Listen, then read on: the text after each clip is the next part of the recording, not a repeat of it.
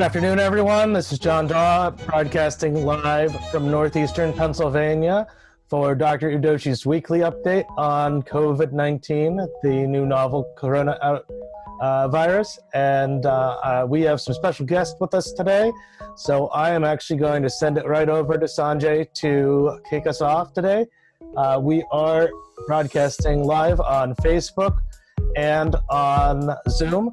So if you are in the Facebook live stream and have a question, just give me a couple seconds to get to yours, because I've got a bunch of different channels here that we are monitoring all at once. So I'll send it over to you, Sanjay, to kick us off. Great. Thank you so much, John. It is Tuesday, April 21st at 5 p.m. Eastern Standard Time. This is the fifth of our weekly town halls. And today we have a unique opportunity to hear from some of my friends and colleagues from Europe. And I'm very, very grateful to have them with us. We are going to go through a short list of topical areas of interest for all of you, so we have a bit of structure, and then we're going to open it right up to a conversation so that they can answer your questions and we can get their experiences from living and working in various European countries. And so, again, we have John Daw with us, who is my good friend, and he's producing the show now. We very much appreciate his help and hard work on this. A lot of you have been joining on a weekly basis, and we have a number of you that have joined for the first time, and we very much appreciate having you. You should also know that this show is recorded now, and the recording is then made available on Facebook and YouTube, so that those who could not join us today can also hear the conversation and learn what they can from our experts and from each other. So I guess I'll introduce our guests today. I'll start with Dr. Sharad Haridas. Sharad and I went to medical school together. I was his senior. He's originally from Singapore, now living in London, and is a member of the Royal College of Psychiatrists and a worker within the National Health Service. Sharad brings a unique perspective on both the effects of this pandemic in the UK on their nationalized health system, as well as from a psychiatrist perspective on how it's affecting individuals and society. We are awaiting Dr. Natasha Zarek, who is a research scientist and immunologist living and working in Spain. She may be having some connection problems, but we're hoping that she'll join at some point soon.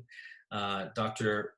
Daniela Marasco is a cardiothoracic surgeon from Italy. We had her on earlier, and we hope she's still on, but again, connection issues aside, we hope that she'll be able to rejoin us and provide her experience working in one of the hotspots in Italy. So very, very proud and happy to have our guests today, and hope that you guys can get some information off of them and ask them how they've, how their experiences have been on their professional and personal lives.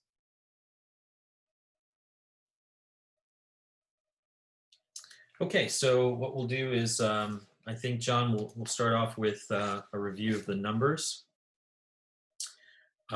Here in the United States, we're fast approaching 800,000 confirmed cases, and our case fatality rate is right now approximately 43,000, I think, the last time I looked at this data. And as you know, the initial projections showed that we may exceed 140 to 200,000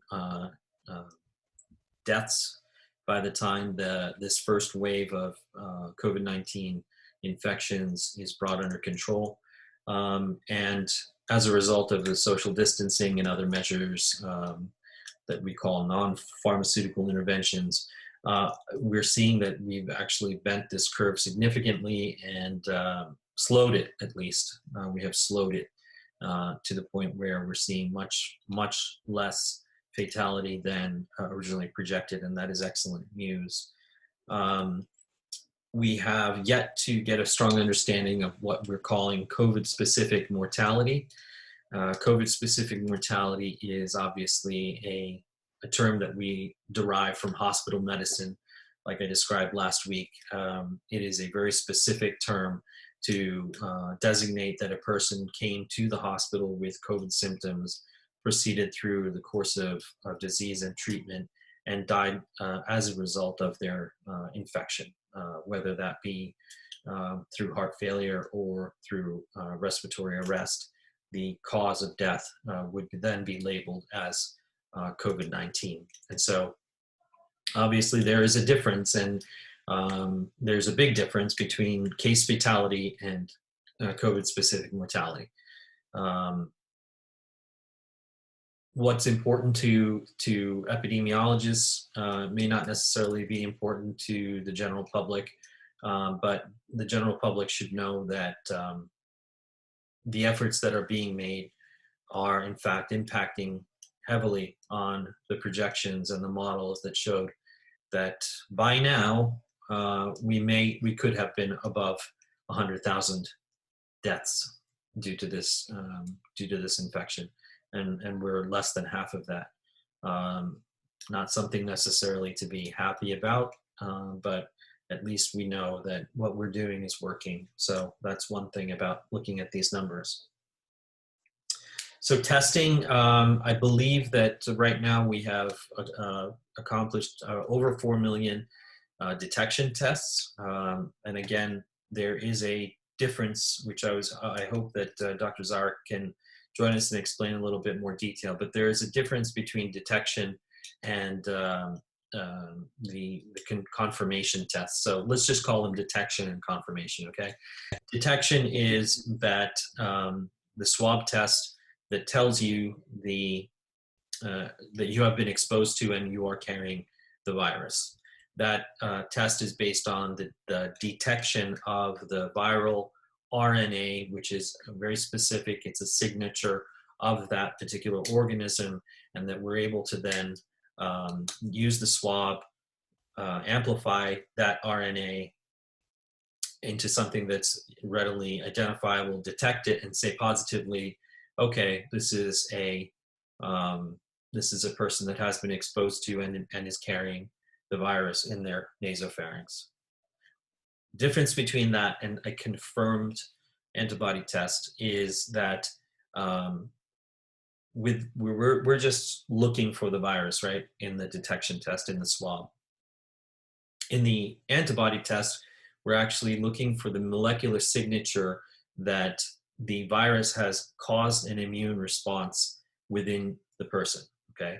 So I want to go into this a little bit because I want you to understand that testing a person for the confirmed antibody will also give us a better picture of how many people have actually been exposed to the virus, gone through what we call seroconversion, and actually are expressing within their bloodstream an antibody to the virus. Why is that important? That means they've actually gone through the course of the disease. They've actually gone through the course of the infection. Now, it is growing evidence is coming from the field that 30 to 40% of people who have the antibody are asymptomatically carrying the disease, which means that they may have gone through the most mild form of the infection, and that very, very mild form of infection, if at all symptomatic, has led to the creation of their immune system has created antibodies against the virus. So, and I'll go back to why that's important. So 30 to 40% of what we're seeing, of those tested who are positive for the antibody, attested never having symptoms. And the remainder are patients that have actually recovered from the disease. So, and of course, there is the bell curve of the disease. Those in the middle have had a moderate course of disease, meaning they've had 6 to 8 days of fever, cough, etc., flu-like symptoms. At the small end of the curve are those that had very mild sore throat, cough, mild fever, and got over it again within 6 days. And then there may be those that suffered the most severe form of the disease with very high fever, 9 to 12 days of severe body ache, flu-like symptoms, dehydration, with chills and rigor, loss of weight, and all of the most horrible symptoms. And then, of course, those that actually required hospitalization. So there's this curve of patients that are showing that they have had an immune response. They have had, as a result of exposure and disease progression. All right, so that's important. All right, and again, I hope our immunologist is able to join soon. But the considerations here are about testing.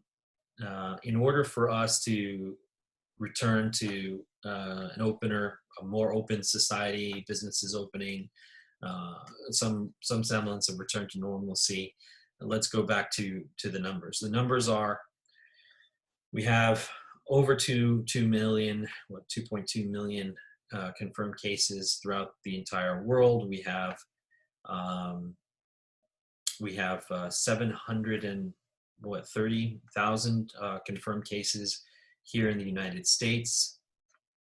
Of those, we have 43,000 who have died. We have tested 4 million Americans for the virus. I believe that number is the number of RNA detection tests, so the swab tests. I do not have a number on the number of antibody tests that have been conducted yet. So let's just focus on the swab test. So 4 million people have been tested out of a country, population of 330 million people. And in order to,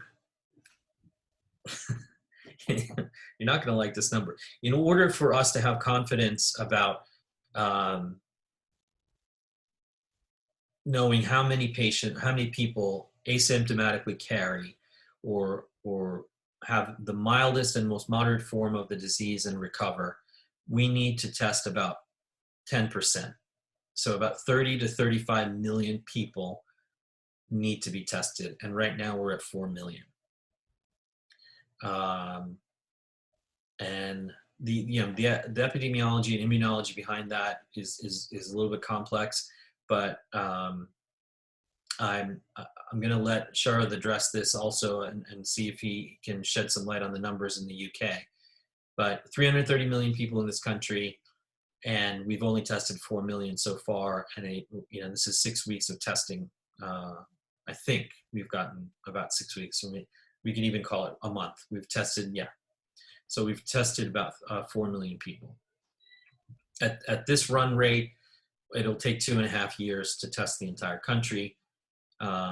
That's not good. So we have to get to a point where we're testing at least 4 to 5 million people a day. And so, we've got to ramp up quickly in the next 6 weeks. Dr. Haridas, who I will refer to as Sharad. Sharad, do you know what your test numbers are like in the UK? Yeah, so we've tested about 130,000 people. It's ridiculous. We've only tested 130,000 people. And is that because of lack?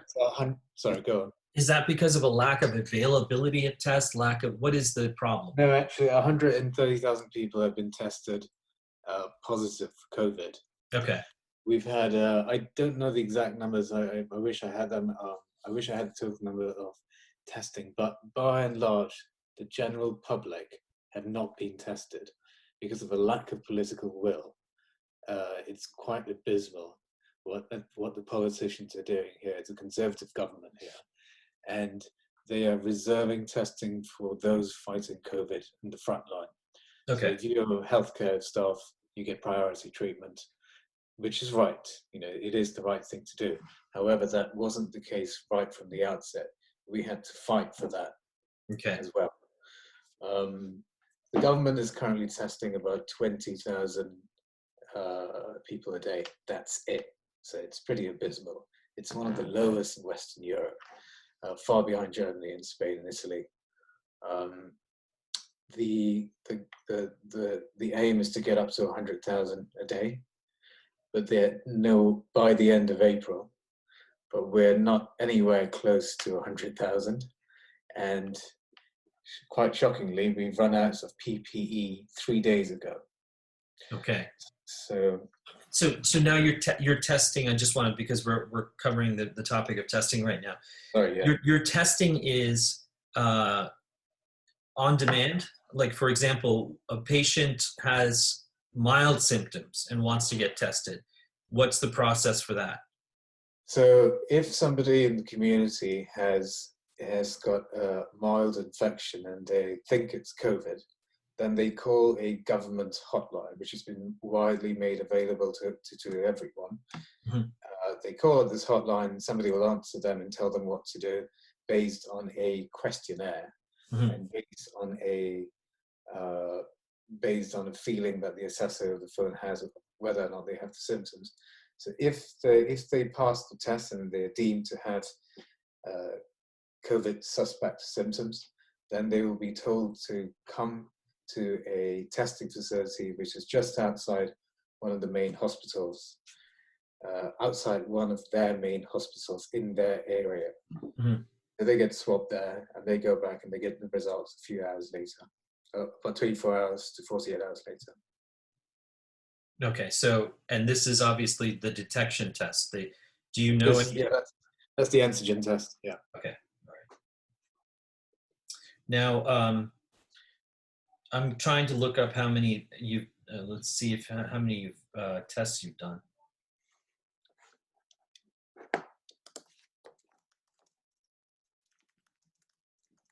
It's not giving me information on tests done in the UK.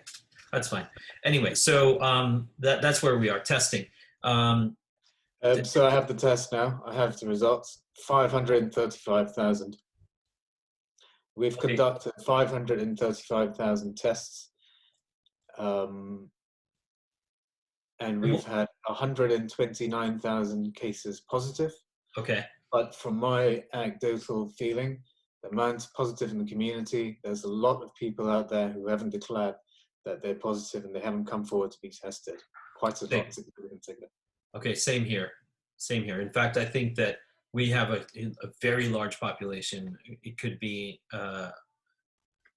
probably 150, 100, maybe 200,000 people that had the disease and recovered. And I'm talking about the real, moderate to severe course of the disease that are now recovered, but never came forward for testing or treatment. So it seems to be the same everywhere. Has anyone on this call been tested? Yes, so I was tested. Okay. Negative. Okay. So negative on the detection test. Got it. Anyone else? All right. Okay. No. No. That's no as in negative or no as in Yeah, not negative. Yeah, no as in negative. Okay. Okay. Got it. All right. So this is probably boring, but I'm going to go over it quickly. Actually, the part that's not boring is that there is now information coming forward that I'm not clear on. And one of the reasons I wanted Dr. Zarich to join us is that there's a question as to whether there is conferred immunity for someone that has had the disease. So, for example, the common cold. You can get a cold a number of times during quote unquote cold season. So it's not like if you get a cold early in the season in October that you would not get it again in January if you were exposed to someone with a bad cold in January. And so the question now is that the same for coronavirus? Can you suffer the disease in March and then unfortunately be exposed to a more aggressive form of it in May and get it again? So we don't know yet. And there's information coming forward from South Korea, in fact, that might be possible. If not suffering, you may be post-infection and post-recovery, you may be shedding a virus that is still contagious or still infective to others for up to 17 days after you've recovered. So it's important that we figure that out, first of all. And second, if that's true, then we have a new problem or a new protocol that we have to put in place for those that have recovered. So that's something that we've learned this week. Now, I guess the question now is for us to ask everyone on the call, if we don't mind asking this. Have any of you suspected that you had a bad flu or any of these symptoms of COVID over the last 6 to 8 weeks and that you recovered?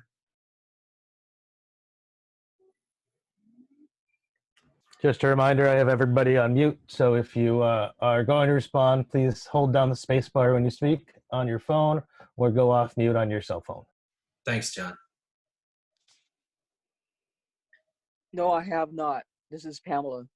Okay. Okay.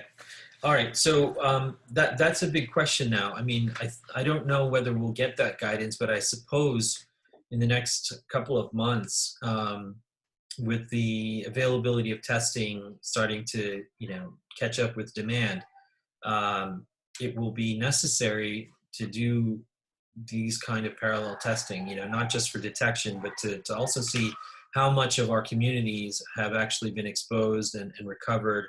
I don't know who's going to cover the cost of that. I don't know what the utility is beyond, epidemiology and planning. But for us to really have a strong understanding of this disease, how it affects communities, and how it spreads, we will need to get 30% testing across the board, not just at the 330 million people population level, but within your community. If your community achieves, and I call a community 25-mile radius around you is a community. It might be even smaller if you live in an urban area like London. But if that is the case, it's hard to try to assess. Have 30% of the people in your community been tested, but that will start to give us a better picture of, one, how many people are carrying it without getting sick, two, how many people have had it and recovered, number three, if they've recovered, are they still a source of infectivity for others? All of these are things that we're going to have to answer in the next couple of weeks. So that's the latest on numbers, news, infection, and testing. Any questions on these topics? I think one of the questions that we've got in is, there are certain diseases or infections that I think my mom's watching. Hi, Mom.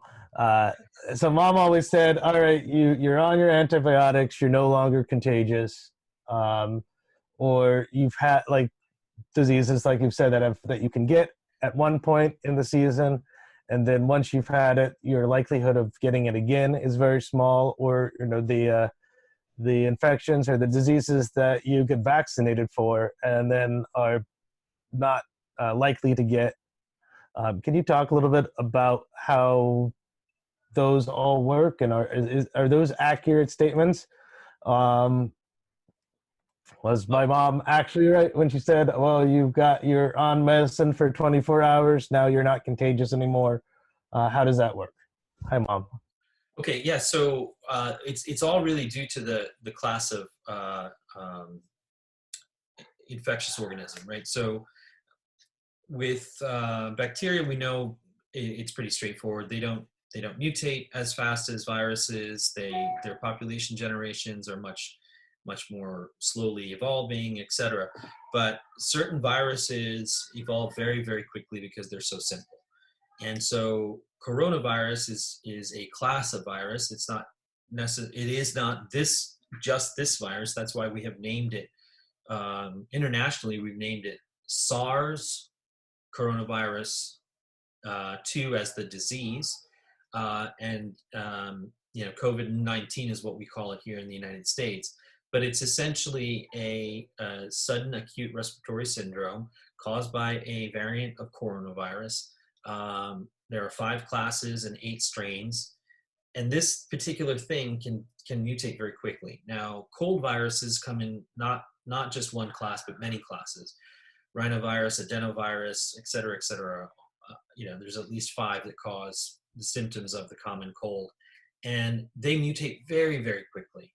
So, and they're very, very small and simple. So even within a cold season, so to speak, you can come across a cold virus early in the season, and by late season, it has changed its morphology, which is a word we use to describe its shape, or the way it kind of looks in 3 dimensions, so that your immune system feels like it's never seen this thing before, and so it cannot fight it as it would a strep throat or a bacterial infection that it saw just a month ago. If you get re-exposed to the same strep bacteria that you were and fought off a month ago, and you get exposed to that today, the body knows how to fight it. It's effective in fighting it, and you don't have the same course of disease.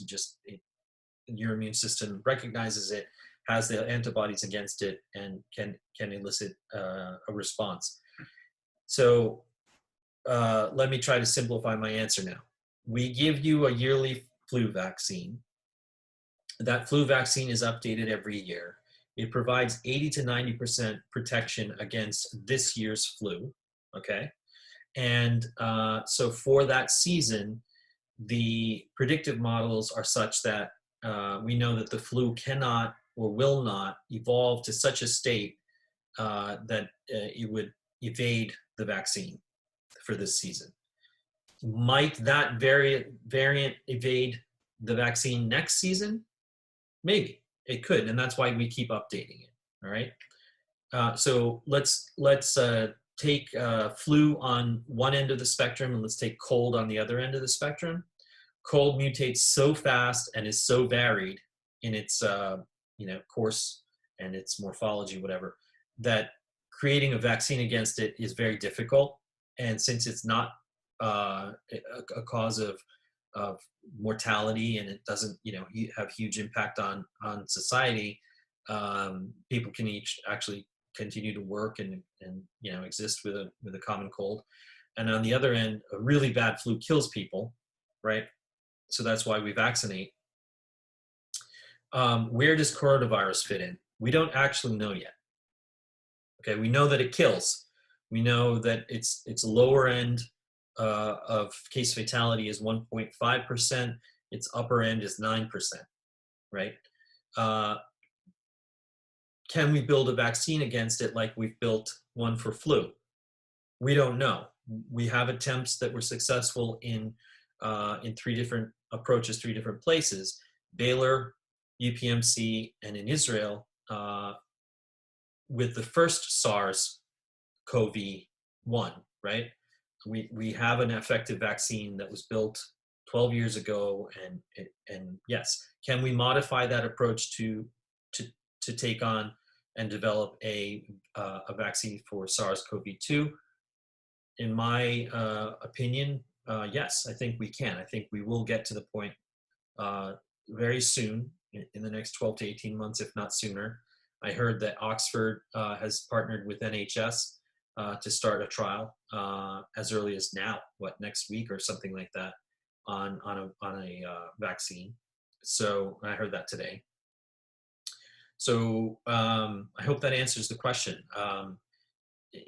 We have yet to learn a lot about this virus, and really simple, not harmful cold you can get 2 times a season, or ready, right? That we know about. flu you usually get once a season, and we have a vaccine for it.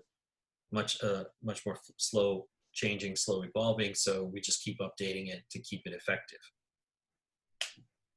Did that help? We have a question from Heather is asking, is there any possibility this could have been in the U.S. In December or January, which is a question that I also have. Some friends here in Wilkes-Barre had a really bad flu in January, early January. All the symptoms, no taste, trouble breathing, pneumonia-like symptoms. So they're wondering, they may have had it already. Yeah. Yeah, absolutely. Yes, it could have been here much earlier. Again, in very small numbers, very few people infected, direct contact, not community spread, that kind of thing. You know, history of travel, that definitely. I mean, there were warnings as early as November.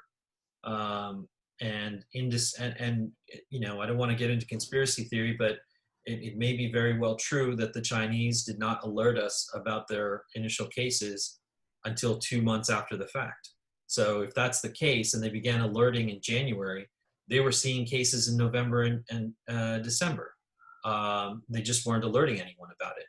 And if any of those cases came in contact with foreign travelers, you know, they're for business in Hubei district, they could have traveled to Singapore, they could have traveled to Hong Kong, they could have traveled to the US, and it would have just been single case-to-case contact, not community spread.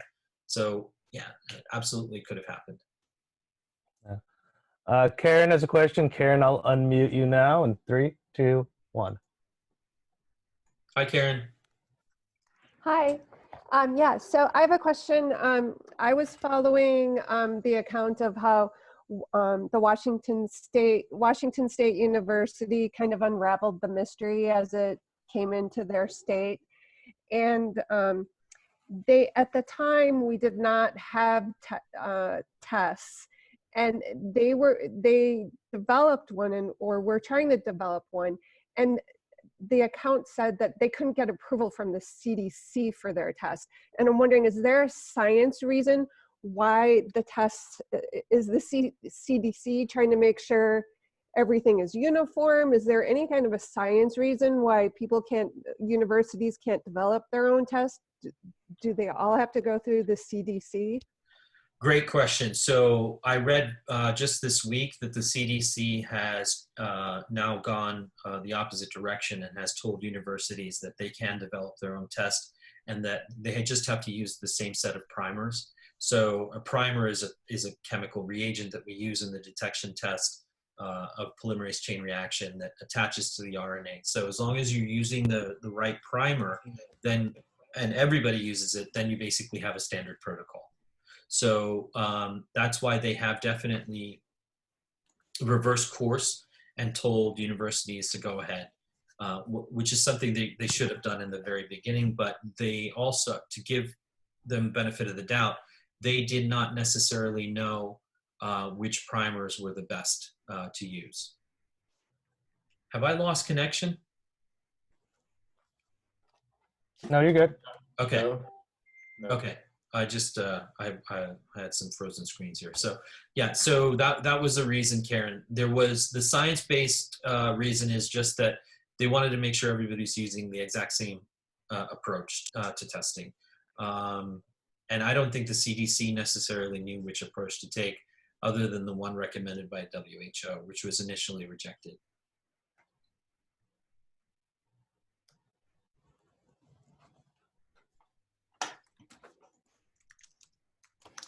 Jan says, I've heard a lot of people say that they think they've had it. How soon do you think we can have an antibody test for people who are not having symptoms? Maybe a month. I mean, readily available, maybe a month. Right now, they're hard to get. As Sharad mentioned, the first in line for these tests are going to be healthcare workers, so that they can somewhat be cleared to return to work or be in contact with, in the front line, back to the front line, because there's a certain amount of safety in being positive for antibodies at this point. But I don't think, again, I'd prefer that those tests be available right now to those frontline workers and then become available over the next month to everybody. I have another question. So I'm reading a text, so apologies for my phone on the screen, but I got a text about an hour ago from Rite Aid, and they say baseline COVID-19 testing program in support of community-based testing initiatives now available. And it looks like right here in northeastern Pennsylvania, there's a site. There's sites all over the country through Project Baseline. Any idea what kind of test that is? Project If Baseline. not, I can do some more digging as we move on to our next thing. Yeah. Project Baseline. While you're looking at that, we'll have you multitask some more. Jan asks, can a person be reinfected or do we not know yet? And then Heather says as a follow-up, is it safe to say that pretty much everyone will get this at some point? Yeah, Terry asked this question last week, and this was in the context of developing herd immunity, and we can cover a little bit of that. And I'd love to hear Sharad talk about what he's hearing about Sweden and his other neighbors in Northern Europe, what they're doing. But yeah, how many people have had the flu, right? A lot. I don't know very many people who haven't had the flu at least once in the last 10 years. So I don't know many people, but everybody has a different experience with the flu. Sometimes it's horrible and sometimes it's kind of mild, and it's irritating for about 2 or 3 days and with a fever and it goes away. We're also seeing the same story with SARS or COVID-19. That some people have a very mild course of disease, some people have moderate, and then very few have very, very, very severe symptoms, and it's a killer. So let's take the next 18 months as a frame around this. I would estimate at least 30 to 40 million people will get infected in the next 12 to 18 months. Okay. In the United States. Outside of the United States, I can't make those predictions, but just within our context, it seems reasonable that 30 to 40 million. And that is about 10% of the population. And if the fatality rate remains, where it is around 1.5 to 2%, that's horrific. But if we figure out that the case fatality rate right now is somewhat biased, and I don't want to get into that why it would be biased, but and the number of deaths is a number that has some influence on it based on those biases, then we may see it come down to less than 1%, or what we see in Germany and in South Korea, 0.6 to 0.8% of more, of the cases. That's the mortality rate of cases, 0.6 to 0.8% instead of, and there's a huge difference between 0.6 to 0.8 and 2 to 2.5%, huge difference, right? Thousands of lives we're talking about. So I've forgotten what question I'm answering, but is it possible to get reinfected? We don't know. How many people will get infected in the next year to year and a half? Let's say between now and the end of 2021, probably closer to 40 million Americans will get infected. That's a very conservative estimate. I want to hand off to Sharad so he can talk to us about what the projections look like in the UK and what you're hearing in the rest of Europe about the next 12 to 18 months.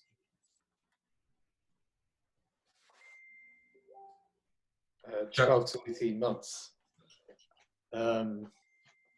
Couldn't tell you. I only know the short term. That's fine. And well, Western Europe seems to be doing the worst of all the European countries. Obviously, Sweden and the Netherlands have adopted this very unique tactic. Obviously, quite a lot of people must know that they are trying for herd immunity. Stockholm seems to be operating as normal. And bizarrely, well, not bizarrely, but maybe somewhat unexpectedly, their total deaths and then the prevalence of infection in the community isn't that high. And it's quite strange to see how different parts of the continent are suffering differently. I can't really answer. We don't really know why. Very little data in terms of demographics coming out from those countries. So we don't know what they're doing. We don't know how the infection is spreading differently in those countries. But it doesn't seem to be spreading at the same rate, for sure. The Netherlands is pursuing a herd immunity policy, very deeply unpopular policy with the people of the country, but they haven't diverted from that path yet, as far as I know. Now, Italy and Spain, the death rates in Italy and Spain have gone down. They were, for the last 3 weeks, they were consistently around 900 a day. And for the last 2 days, they've been around the 500 mark. So there's definite deceleration of the death. So is there any, other than the obvious cultural, is there any theory as to why Southern Europe has been hit so hard and Northern Europe has not? I wish we had our Italian doctor. Yeah. I wish we had Daniela here. We lost her. She said, I couldn't hear your voices anymore. And I asked her to rejoin. So hopefully she'll be able to rejoin. I mean, it's got to be a technical problem, but Southern Europe. Right. I mean, Spain and Italy's numbers are outrageous compared to even France and Germany. Yeah, they are outrageous. And France too, though. France is pretty high in France. So the Latin countries have been really badly affected. Is it just the structure of their healthcare systems, or it can't be their healthcare systems? It's a societal issue, right? It is a societal issue. It might reflect the fact that we have an open borders policy in Europe. Uh-huh. You know, open European countries, people move freely between Germany, France, Italy, Holland. But the countries which are worst affected in Western Europe are those most industrialized countries, the traditional powerhouses, the ones with the greatest number of international, foreigners living and working there as well, and of course the great tourist destinations. Yeah, lots great tourist destination. There were lots of Chinese tourists who were in Italy in November, December, and there were some from Wuhan as well. So we know that for fact. They come to do their annual pilgrimage to the Gucci shops in Milan. Right. But beyond that, cultural factors for the spread. Obviously, we all kind of know what the Latin way of greeting is, but right, yeah. But the mayors of various Italian cities, they when all this xenophobia was being unleashed against the Chinese in Italy, a mayor in an Italian town, very unwise, decided to enact a Hug a Chinese Person Day. So, yes, yeah. So there are YouTube videos of elderly people in Italian cities going up to hug a Chinese person. Wow. Yeah. So I mean, it started out it's so innocent and wow. I mean, of course, it's complete conjecture as to how that may have contributed, but all of this could have been, various factors could have been brewing before it was unleashed. Of course, like the previous question about whether it was in the, whether it was spreading as early as December and January, right? Yeah, If the latency, in these hardest hit areas was actually much earlier than we previously thought. And I think that that's very well the case in Europe, because you guys were hit before us.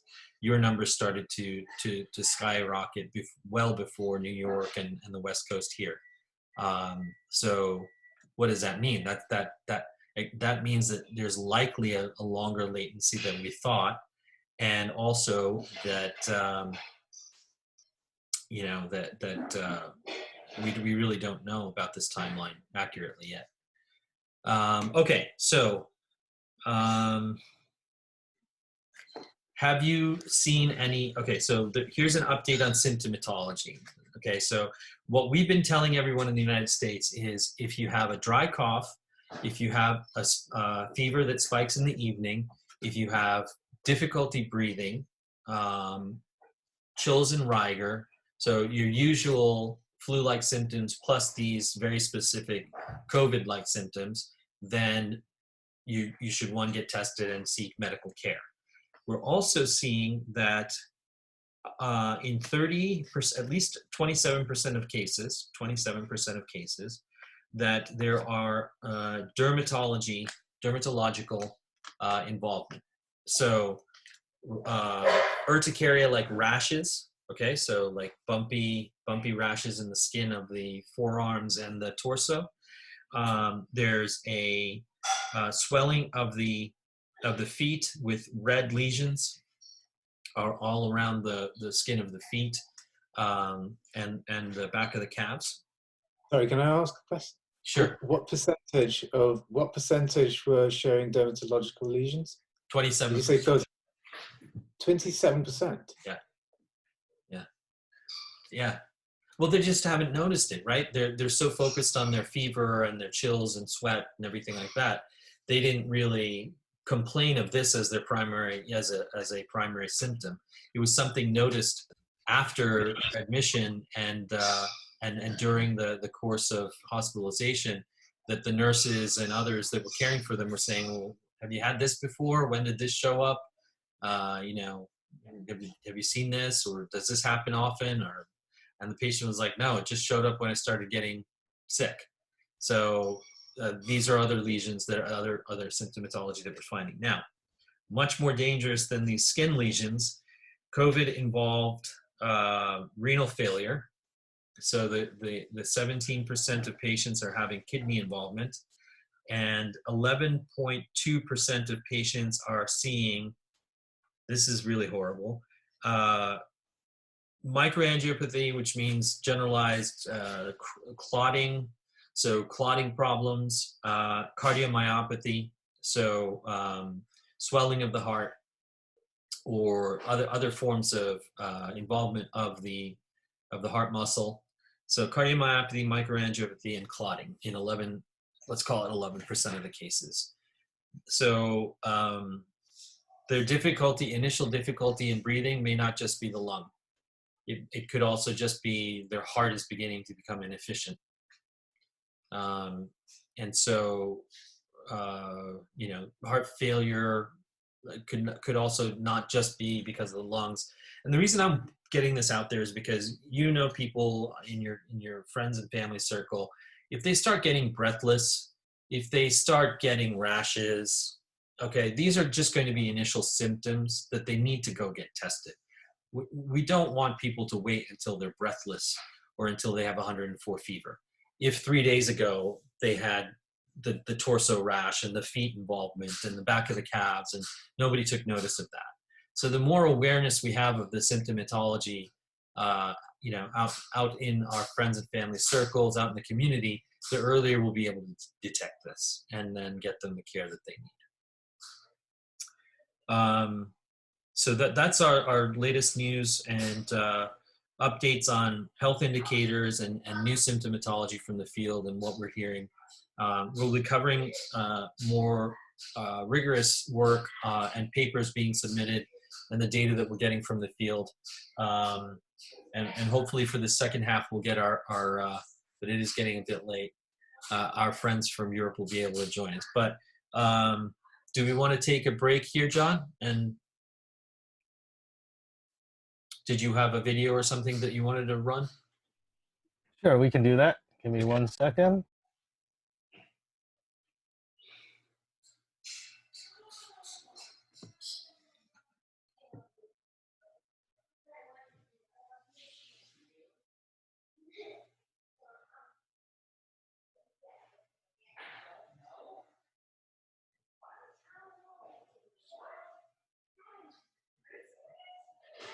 Okay, so someone's really gonna have to teach me how to use Instagram Live because I don't know what I'm doing.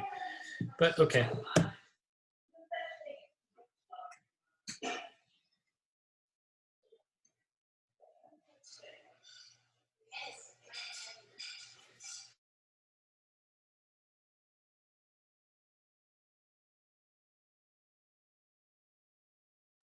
There is a hope of a vaccine being ready in 2021.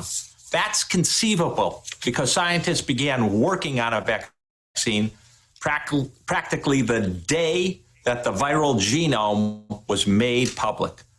And we've decided to break it all down for you, break down how we make a vaccine with some animated help from our friends at BioDigital. The virus is a tiny package of genetic information covered by a fat layer in which there are protein spikes. The virus then hitches a ride into the body, goes down into the lungs and into the lung sacs, where it attaches itself to special receptors on the lung cells. It invades the cells of the airways and then replicates exponentially. The immune system either succeeds in flushing the virus out, but sometimes it can cause substantial and even fatal harm to the body. Vaccines generally target the middle of this process, after the virus gets into the body, and they try to interrupt the virus from binding to the cells and hijacking the cells and replicating. Generally speaking, vaccines train your immune system to respond and prepare you to fight off the virus before it becomes and infects the cells of your body. Here's what scientists hope to achieve with a successful vaccine. If you've ever been vaccinated, you now possess billions of antibodies and immune cells ready to fight off the virus if you become exposed to it. These are represented in green. Antibodies serve many purposes in the immune system, but for simplicity's sake, they play two key roles. The first is blocking the binding of the virus to your lung cells, occupying the spike proteins on the outside of the virus. The second function is as a signal. Antibodies tell the rest of your immune system to send in reinforcing cells to target and kill the viral intruder. The thing to remember is vaccines train your immune system to produce those antibodies, and those antibodies prevent the virus from doing harm to you. So let's say we've now developed a candidate vaccine. What are the barriers from keeping me from getting that vaccine?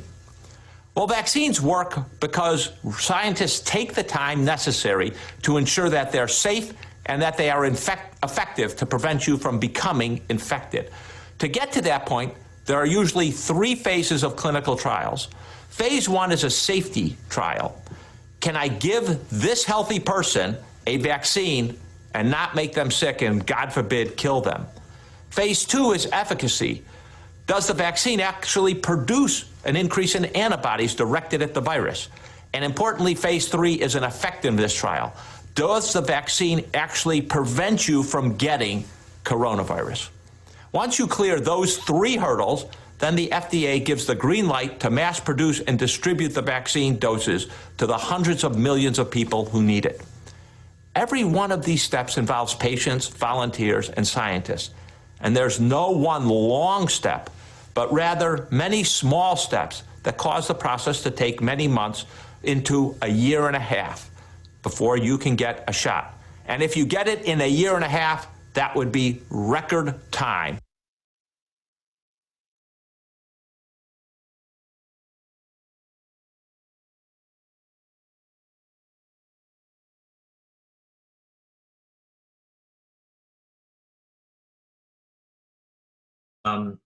I'll just go up here and it said, I think we did cover about how many people might get this at some point. And then Pam asked a question about having a viral infection lasting about a week in January. Again, we covered a little bit about how that is very possible that it is exposure to COVID or COVID infection, and that eventually, Pam, you should get the antibody testing. I would say around about the end of May, once it becomes readily available. Karen mentioned that Italy has an older average age. That is very true.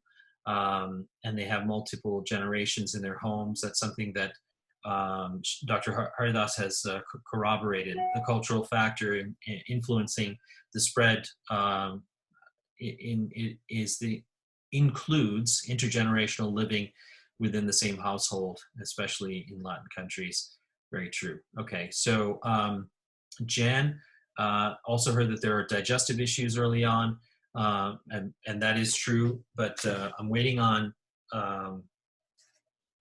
something more solid than anecdotal evidence, but actual reports from healthcare workers about the percentages.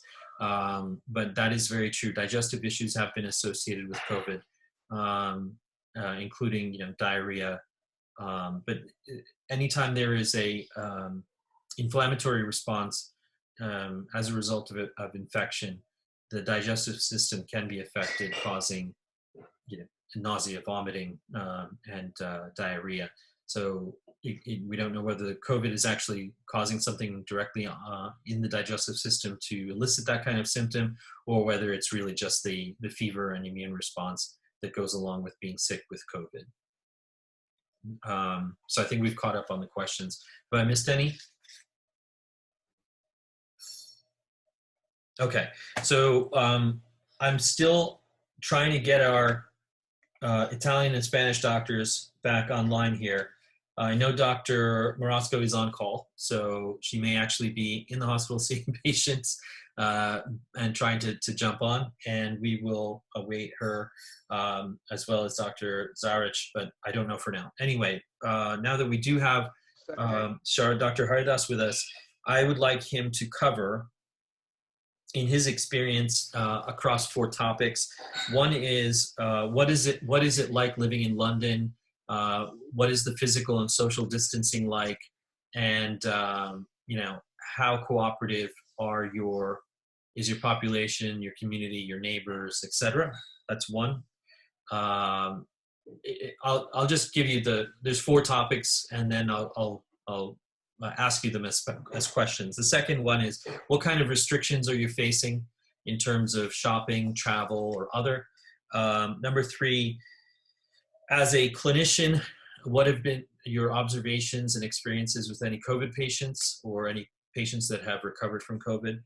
And number 4, what's your 6-week outlook like in terms of all of the above? So going back to the first question, what's it like with physical and social distancing where you live in London? So, look, we've had lockdown since March 23rd. And later than us. Yes, but in effect, I believe that society at large is generally quite compliant here, and they're quite educated as well in terms of and being risk averse. So large sections of the population actually start to self-isolate, I would say, around March 15th.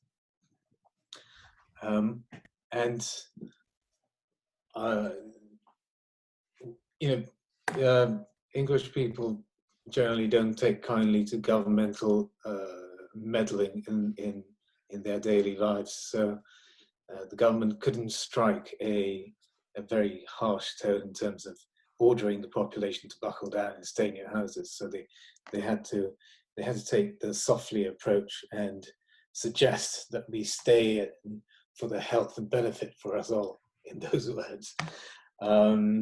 We got the drift anyway, and we only, since March 23rd or 24th, we've only been officially allowed to go out once a day for essential exercise, or to buy essential food or medicine, or or for key workers, i.e. health workers and other people in the service industry, to go for work. But as far as possible, we're meant to work from home. And the guidance hasn't changed at all since the start of the lockdown. Okay. And And how we about just you? had What's your routine? We just had it extended for 3 weeks now. Okay, so you're until what, May 8th? So it was announced 3 days ago that we've got another 3 weeks. The mid-May. You're okay. Midnight, yeah. But I suspect we're going to be extending it till the end of May. What's your daily routine like? Well, I wake up, have a shower, I meditate for about 30 minutes. I do some breathwork meditation before I start work, which is from home for now, because I'm shielding because I have pretty bad asthma. Mhm. So I'm not supposed to go into hospital to meet my patients face to face. Instead, I do Zoom. Okay. Or, sorry, not Zoom. I do video conferencing or telephone calls with them, and I liaise with my admin team from afar. Okay. But so that seems to be working quite well Okay. from a work point of view. Have any of your patients suffered or recovered from COVID? Yeah, we've had a few. So I work in the community in a clinic, so Right. I don't see the raging COVID Right. unwell patients. But my at the moment. But I know that my friends in the inpatient services are absolutely overrun with COVID positive patients, and all my colleagues in the inpatient services are just falling sick, just like that, one after another. They're all falling unwell, and they're all taking time off. They're all having to go off work, and so that's leaving a gap in clinician care. Okay. It's pretty horrific. But So, are there any restrictions in certain areas of the UK more so than other areas? For example, is London a hotspot? Is Birmingham a hotspot? That kind of thing. And do they have special restrictions for those places? So London is a hotspot, which is somewhat cooled down now Okay. because of the extensive restriction measures which people have been largely compliant to. Now the other hotspots which sort of seem to be more prevalent, seem to be rising in profile, are those places in the Midlands and right in the middle of the country, like so urban centres like Birmingham and Manchester, which didn't at the beginning take the lockdown measures very seriously. So we're seeing a relative rise, a belated rise in COVID incidences, new instances of COVID infections in those places, and whereas London seems to be flattening the curve. After a couple of weeks of dedicated following the lockdown measures. What about planes and trains? Are they running? So planes, they're still coming in, international flights are still coming into London from various countries across Europe and Asia. I don't know why, but they are still coming. Okay. And London built this humongous hospital in a couple of days' time. They converted a big centre for 4,000 patients. Okay. And I think it's completely underused because we've only had like 150 admissions so far. Yeah. It's amazing. Which is a good thing. Yeah, it's excellent. It's amazing how the response capacity responses were large, but underutilized. So that's the same here. As far as yes, And outlook. What does it look like? How do people feel about what it looks like for the first week of June in London? Like, what is it? What do you think it's going to be like? It's starting to look positive. Okay. For the first week of June. Okay. And do you think people will be? You think people will be wearing masks for the foreseeable future? People are not wearing masks now. They're not. Okay. Some people are, but I would say out of every 10 people you see in the street, 7 are not wearing masks. And I think that they will continue To defy the, that. Yeah, they will continue to defy the official guidance. That's just the way people are going to be here. Yeah. limey bastards. What about over there? What's it like? Okay, so it's mixed, but I think about 70% are complying with masks. At least in my community, when I went to the grocery store, I would say 70% of people are wearing masks. They're putting them on before they go in. Everybody behind the cashiers are all wearing masks. But this is a very new order. We've really only had the please wear masks order for the last 3 or 4 days in Pennsylvania. I think also in New York State, might have just been Friday that the governor said that, it's now mandatory for people to be wearing masks.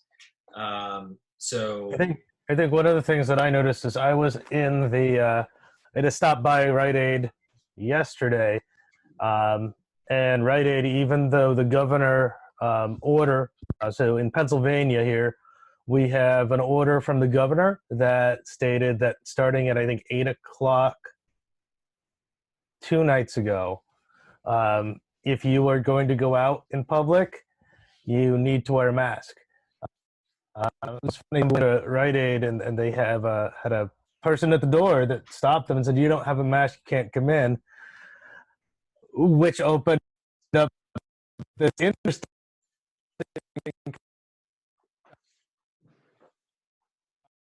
John, you broke up here. So, so the guy came in and they didn't have any masks, and he said, "Well, I came here to buy a mask, and we don't have any masks." So it's this kind of crazy catch-22. So I think what they're defining as mask, you don't have to have a N95 mask. You can have a double T-shirt that you put a rubber. Right. Yeah, we're having connection problems. So, John, I'm having connection problems. I don't know if I'm cutting out on you guys, but you were cutting out on me. But okay, so I'm going to actually turn it over and let others talk about how they're going about their lives. Karen, Terry, if anyone wants to just jump in. So I did end up having a flat tire recently, which is strange because I'm hardly driving my car. So I had to have that taken care of because I need my car in operating order, of course. And the city that I live in is very liberal, progressive, but the outer suburbs are more conservative. So I can see a difference publicly when I'm go from my city to my suburbs. And like when I went to go take my car taken care of, that's more in the suburbs, there was no social distancing at the dealership that I was at, where I noticed at places in the city, they have marks on the floor. I saw 0 masks from people. Okay. Now, when I'm in the city, I see more practices taking place. All right. Yeah, I think that's going to be the case everywhere. I mean, John and I live in a pretty smaller end of suburban type of town in Wilkes-Barre, Scranton area of Pennsylvania. And I'm actually happy to see about 70% of people, protecting themselves and others. And like I said last week, if you're protecting yourself, then that means you're protecting your community, because you don't know if you're carrying it, and if you are carrying it, you're a lot safer. You're protecting others and making everyone safer by wearing a mask and not spreading it. That's one aspect. So, is there any news from Wisconsin about you guys in terms of the what would you call it? The return to open business and things like that. Do you have a timeline? Yeah, so ours is the end of May right now.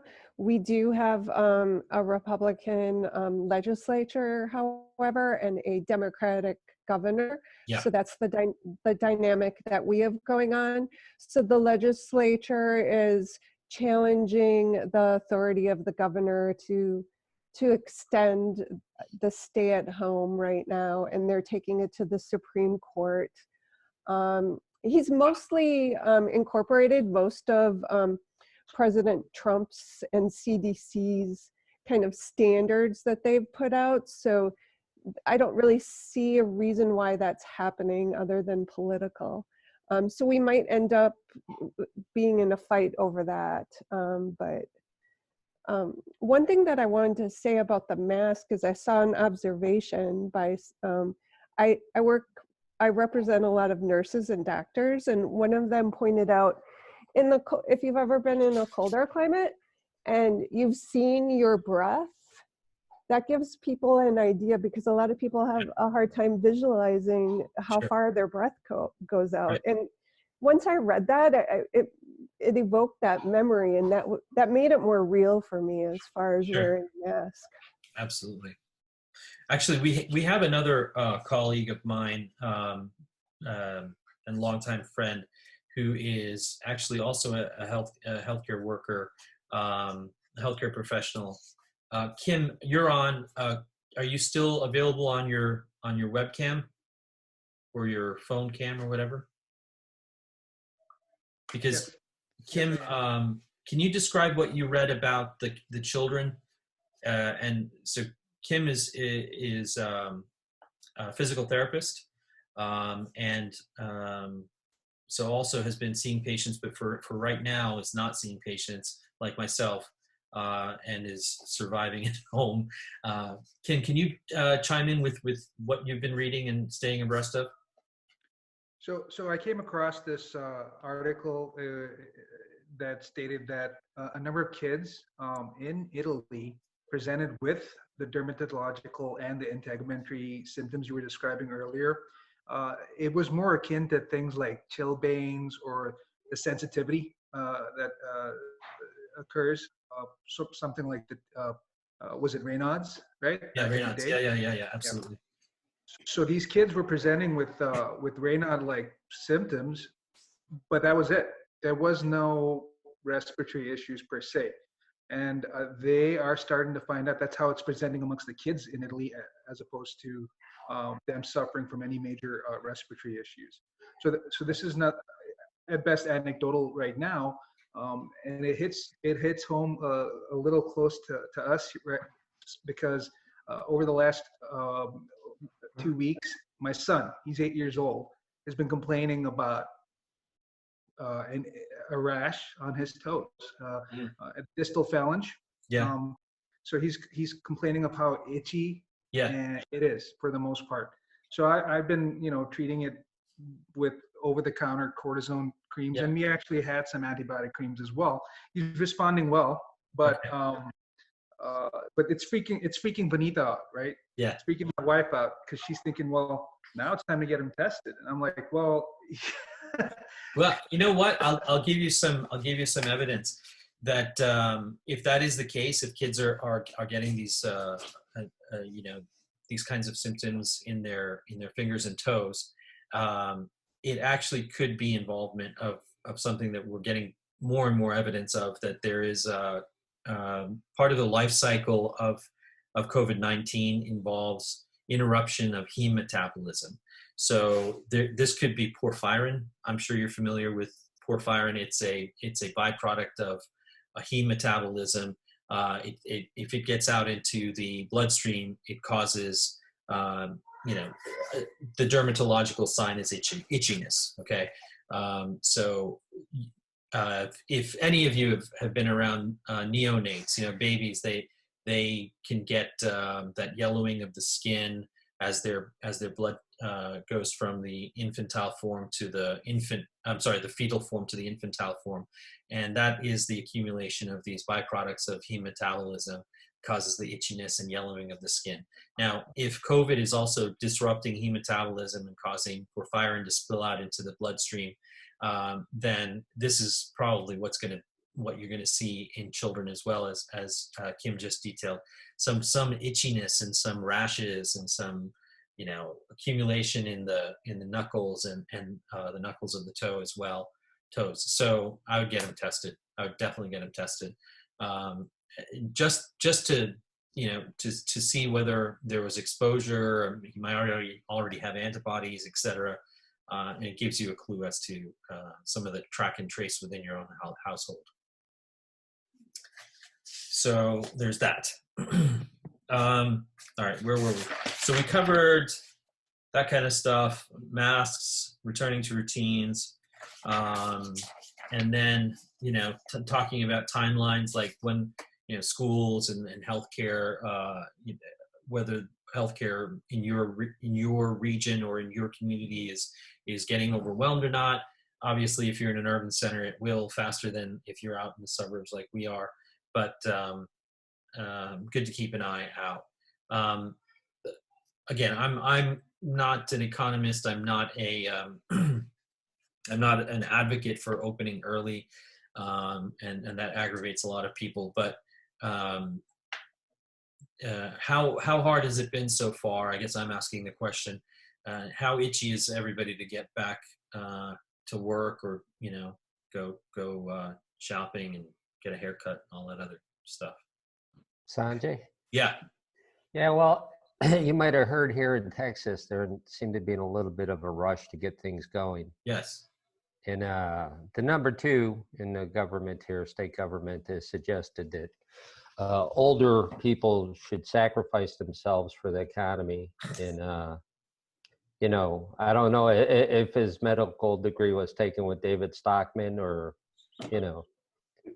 I asked in the chat, when I'm out protesting my freedoms, if I use a high SPF sunscreen, will that help keep the Ronas away? Oh, God. Oh. So Yeah. that's Texas. No one's wearing masks, but you see it in the stores, which I'm grateful. It was suggested at work. And I notice everyone wearing a mask at work has no idea what a mask is for. Really? I mean, they're playing with it, pulling it around, scratching their ass, whatever. You know. And I had to correct my boss's boss today. Yeah. On how he was wearing his mask. And I said, you might as well take it off and throw it in the garbage. Yeah. I said, because you're rubbing your forehead, playing with the front of the mask, and then he has it hanging down here.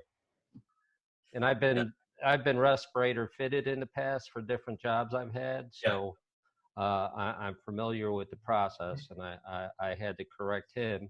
We'll see if that cost me my job or not. But, you know, I was embarrassed for him. It was that bad.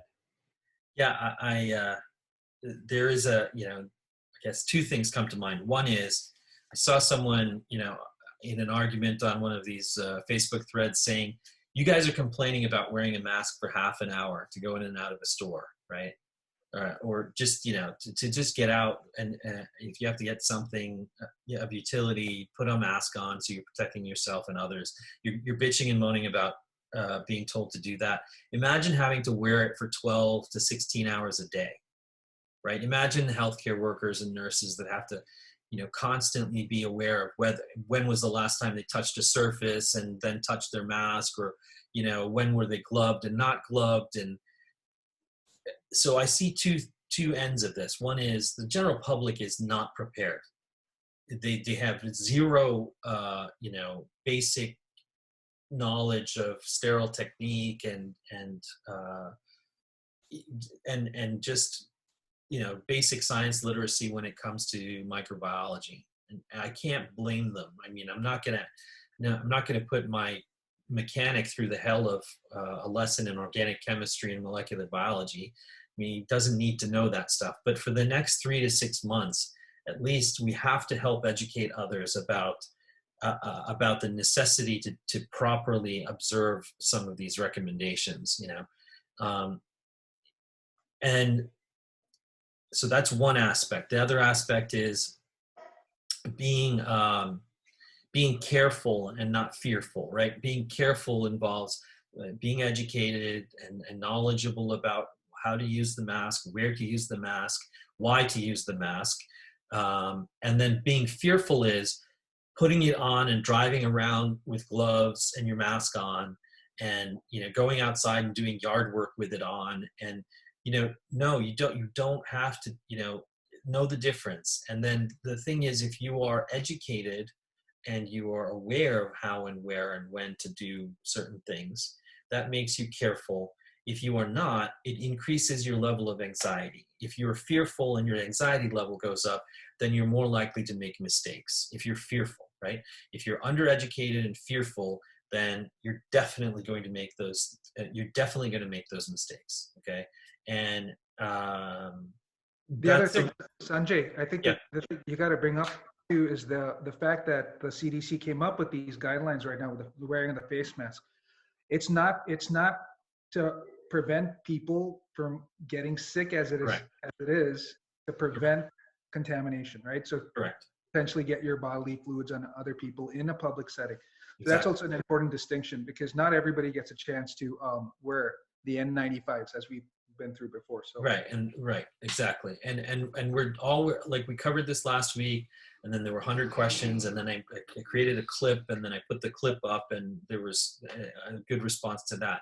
But exactly what Kim said, the mask isn't for your protection. It is primarily not for your protection. It is primarily to reduce the shedding and spreading of droplets all over public places by hundreds, if not thousands, of people who are coming in and out of high human traffic areas like grocery stores and other places of commerce. So it doesn't have to be perfectly fitted, just like Terry said. It doesn't have to be an N95. It has to be there as I could even say as a show of respect for the rest of people that you're coming across. Okay, saying that okay, I recognize I might come across an 82-year-old woman when I'm trying to pull a packet of pasta off the wall in the grocery store, and if she is exposed to this, she could die, right? So that's the respect that I'm showing by putting this on and wearing it in public. One. Number two is that, if you are high risk for for getting this disease and suffering a rough course of it, then there is certain minimization, some protection of wearing a mask rather than not wearing a mask in public. So you're minimizing the chance. You're not eliminating the chance. So these are just basics that we want to spread awareness to everybody that we can. That's why we're doing this town hall. I mean, I can't thank. It's late at night in the UK, and Dr. Haridas is still with us. John does this. He does this professionally. He gets paid to do this kind of producing of these shows, and he's doing this as a public service. So, the more people that we can get to join, the more people you share this with, I think it's worth it. So, all right, next topic. Here we go. So this goes to some of the fight against disinformation that we've been engaged in. And so, John, I know you have some topics that you wanted to bring forward when it comes to disinformation, but one of the ways that we're doing it scientifically is something called knowledge graphing. Right now, there's a huge amount of, like Kim just mentioned, there's a huge amount of anecdotal evidence coming forward from healthcare workers, from clinical frontline, and from families that are going through the illness as a result of one of their family members being sick, whatever the course of disease, mild, moderate, or severe, and they're saying, this is what happened on day 3, and this is what happened on day 7, and then we're looking for what's common among all of these anecdotes that are coming out. And so then we start to assemble, out of anecdotes, we start to assemble evidence, right? And then the way to accelerate evidence is what we call the data information knowledge pipeline, right? We take all of these bits of data, on day 7, 37% of patients experience XYZ, right? That's just raw data. And then we compare it to the experience across a broader population, and we start to gather information, and then we whittle down the information in what our scientific method and the way we write papers and the way we present papers and for peer review, we get knowledge out of them, like knowledge that, okay, there's heme metabolism involvement, there is dermatological involvement, this is what it looks like in X percent of the cases, and there's kidney involvement, and then, and I see it from that end of the, I'm reading 10 to 12 papers a day and separating the wheat from the chaff. But what's horrible was I saw that a Broadway actor had to have his leg amputated because of a complication of COVID. Nobody's going to realize that. Why is he getting his leg amputated? It's a lung infection. No, it's a disease that's causing kidney, clotting, heart, lung, dermatological, neurological involvement. Okay, and this actor, he's hardly in his 30s.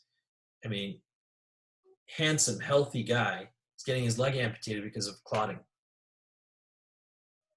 Right, so and we're going to see a lot of it. We're going to see a lot of we're going to see a lot of this in the next 3 to 6 months, and we got to figure out why it's happening and how to address it. So what we're doing is we're doing something called a knowledge graph. John, if you want to bring up that image.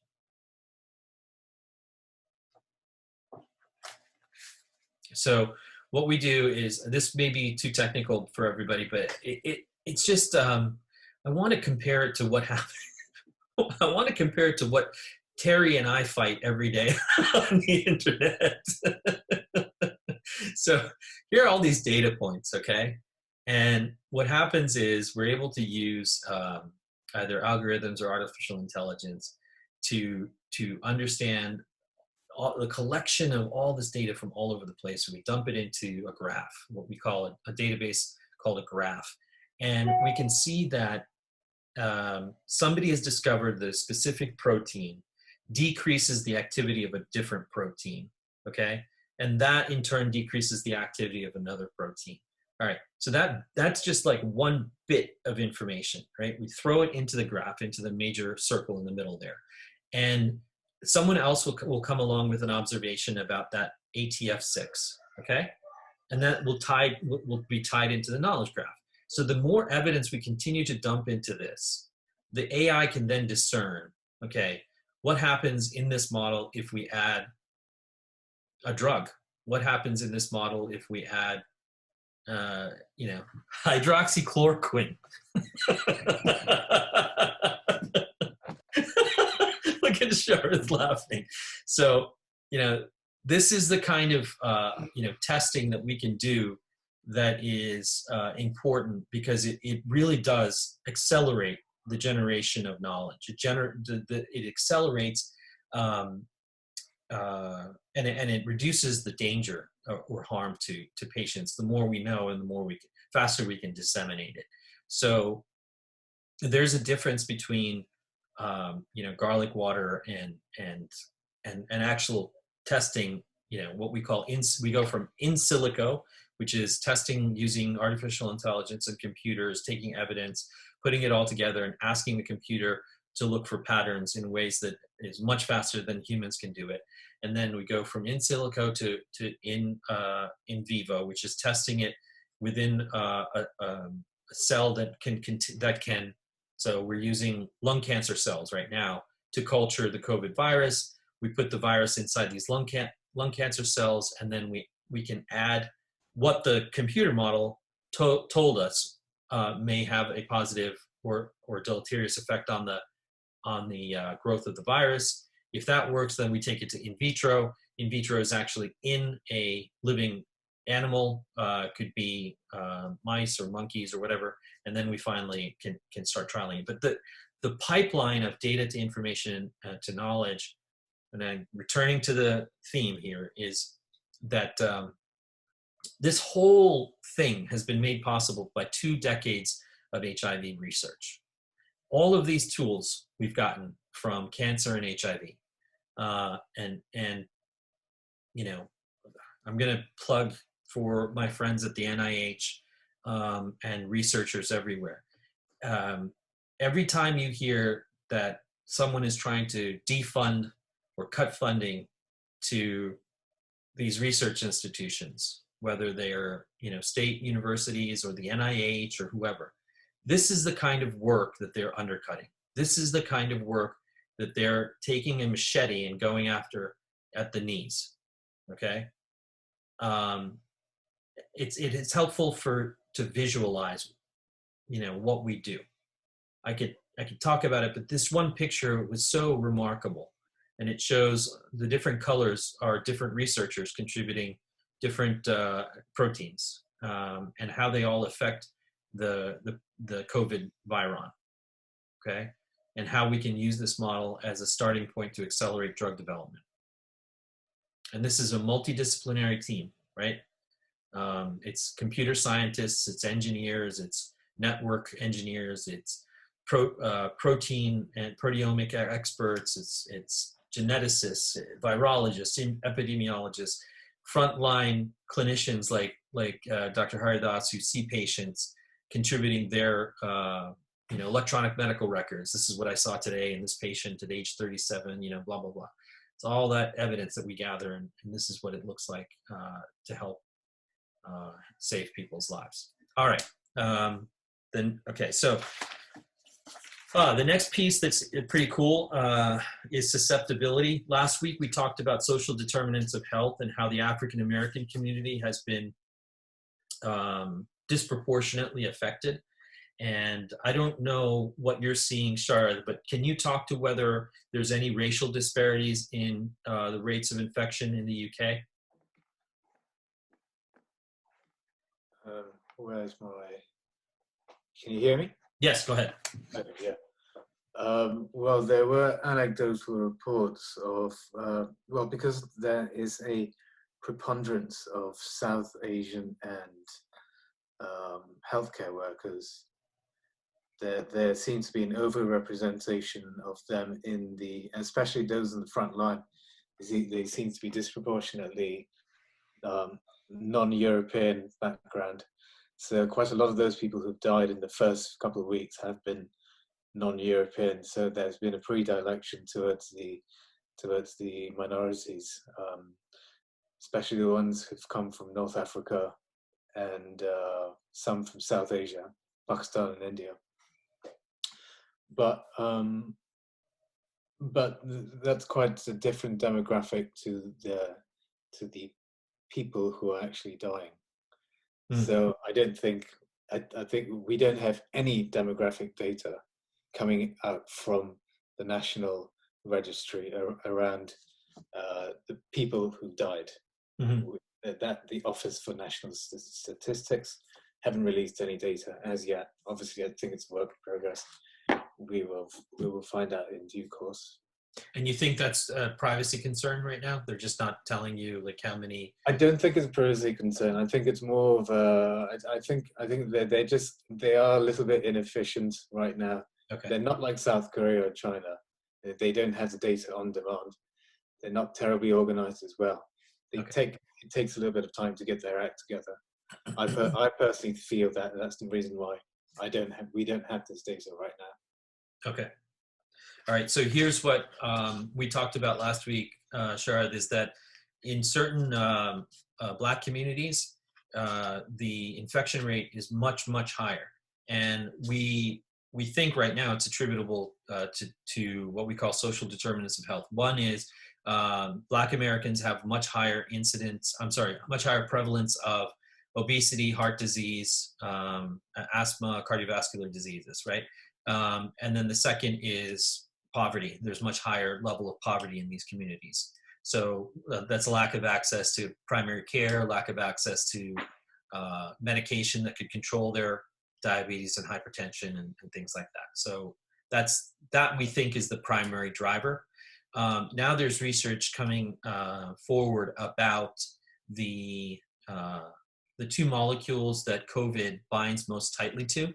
One is ACE, as you know, angiotensin converting enzyme, which is a protein that lines the respiratory system. It's part of the axis that regulates your blood pressure. Okay, so there are what we call epitopes, or different types of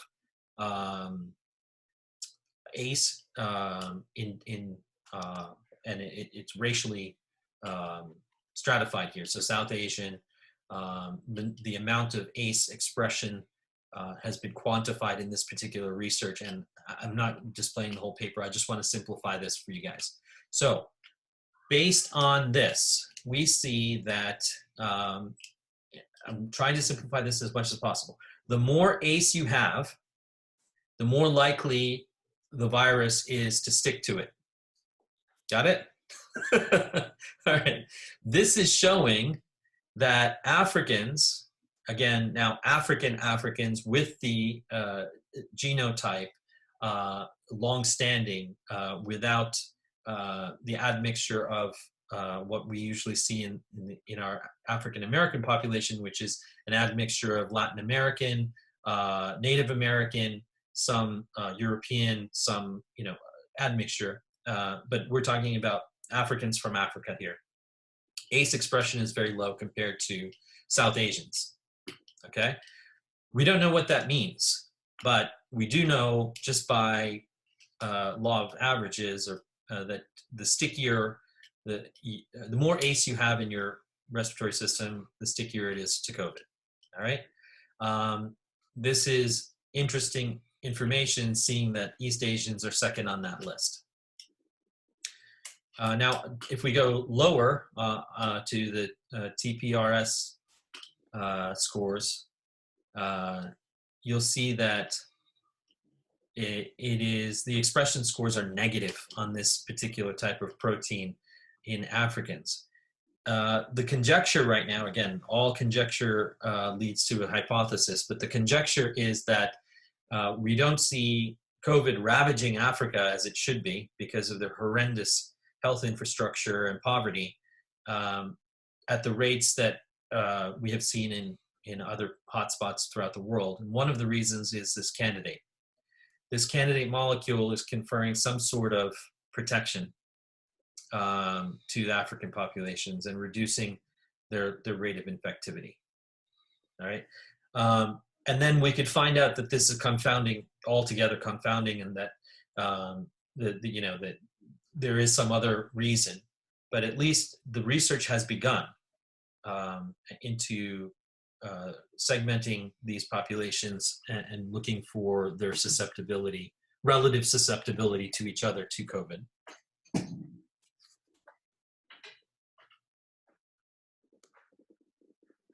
There was another point I wanted to make about this, but I've forgotten.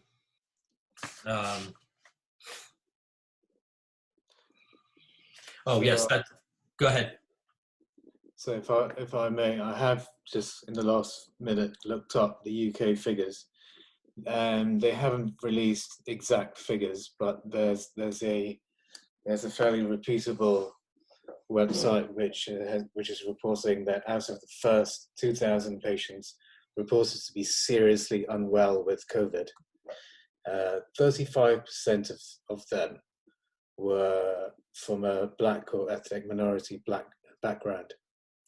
That's in contrast to the population of ethnic minorities in this country, which is 13%. So that's almost 3 times higher than what the population might suggest it should be. And so more research is really needed into why exactly this relative increase is seen. Yeah, I mean, we're attributing it right now, minority infection disparity, we're attributing it right now to mostly poverty right now. I mean, but the reason they're doing these kind of susceptibility studies based on geography and race is that we may find a candidate molecule, right? We may find something that we could use for drug development that is conferring some level of higher immunity or lower susceptibility. Okay, does anybody want to know about drugs, or is that too technical?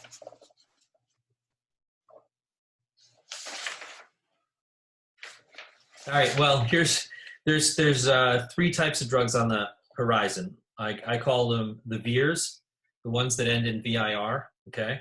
The WEIRDs, which are drugs that we don't use for anything other than rare infections like antihelminthics and antihelminthics and antineoplastics.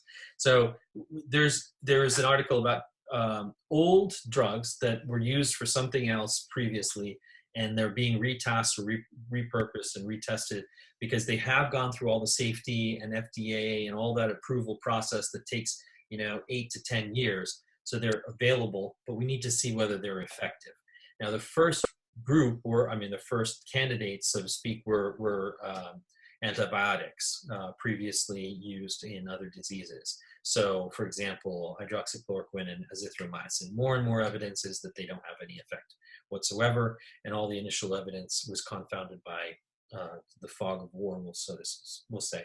But we're now seeing that the Japanese are testing a drug, cefuranthine, and also here in the United States, on the West Coast, I think Scripps is testing ivermectin. Both of these were used in parasitic infections. Pro-drugs from the HIV fight are now being brought to usage. So nucleoside analogs, you can see here, these are drugs that are used in the fight against HIV. And what they do is they cause the virus to stop its replication cycle by interrupting one of the proteins that it uses to replicate its RNA. So it gets stuck inside of the protein, and it basically stops it from continuing to make copies of the RNA necessary to create new virus. So I have a yeah. question. Sorry. Yeah. Why are HIV drugs being repurposed? Is there some parts of the viral genome that is, susceptible to the HIV viral inhibitor? Or Yeah, great question. So very specifically, there's something called the Baltimore classification of viruses. Viruses are either two types, RNA or DNA. The DNA viruses are bigger, more complex. The RNA viruses are simple.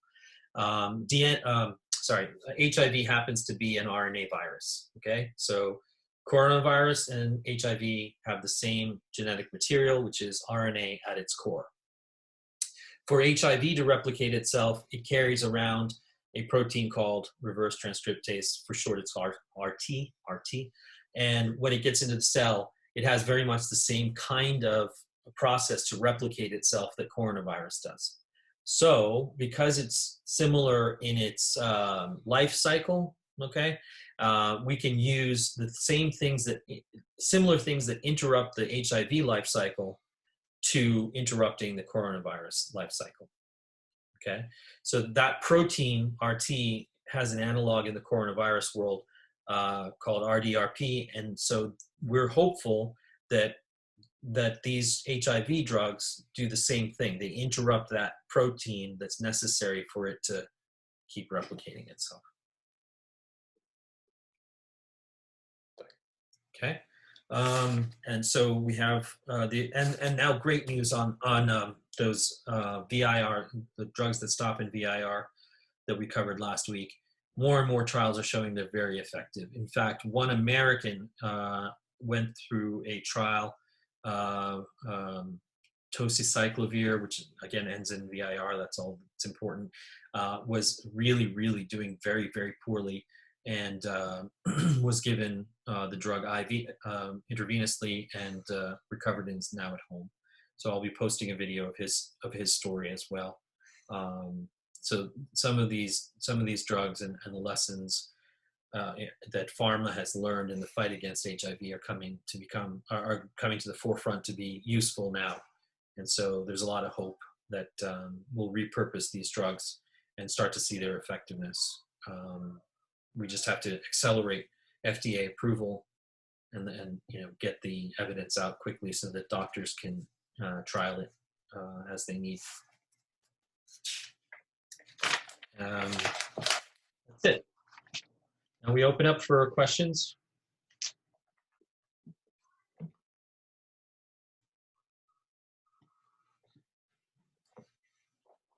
Or did I scare everybody away and bore bore you to death.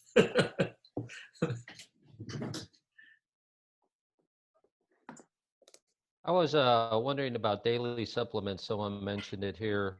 Has been any progress with high doses of vitamin C? And I had actually heard that they've been trying to use those in some hospitals, high doses of vitamin C on the recovery end. Yeah, actually, there might be a good reason why vitamin C is useful in COVID patients.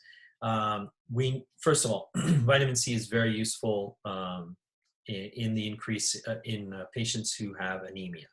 Okay, so it is a critical component in iron metabolism. It helps to maintain iron in a form that is not only absorbable but then useful to increase what we call your hemoglobin level. Okay, so if you have low hemoglobin, you have anemia, whatever, we like to give vitamin C along with iron because that is something that stabilizes iron.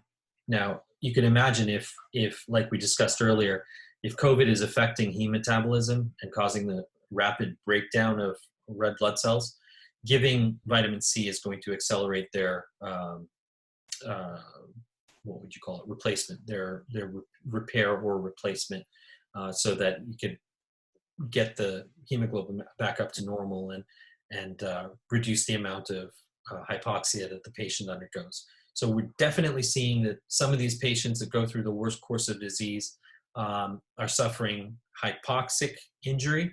So it's not just the lungs filling up with fluid, it's their oxygen carrying capacity is diminished.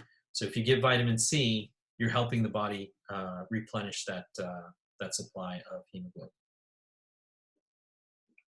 All right, so definitely, I mean, the stuff that's harmless, like multivitamins, zinc, making sure that you have a good high protein diet, good nourishment when it comes to the basics, will always help an immune system that is under stress.